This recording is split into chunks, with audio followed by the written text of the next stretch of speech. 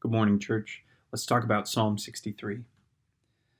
This psalm, I think, is really interesting because it says that this is a psalm of David when he was in the wilderness of Judah. So this is, imagine David lost out in the wilderness. There's not a lot of supply. There's not a lot of secure resources. He's not living in, Vestavia right next to the pig or a quick run down to Publix. He's out in the middle of nowhere. And so, not surprisingly, he talks a lot about how he's thirsty for God and how he hungers for God.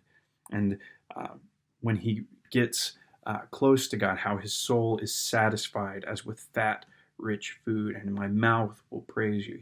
He's feeling it very much here. This very elemental, base humanity of hunger and thirst. And that's how he's expressing his relationship to God.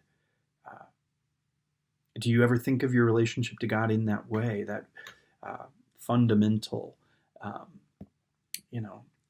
base way that we just rely on God? And are you satisfied when you do get a filling in the way that you do when you get a great meal after a hard workout or working out in the yard or a long day at work and you go home and you take a drink and it just satisfies? Do you feel that way when you go to the Word of God or when you're in prayer or you come and there's a song that we sing at church and it just hits your ears and you're satisfied?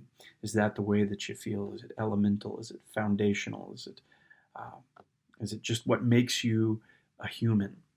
Because that's how God has designed us, is to enjoy Him in that very elemental way.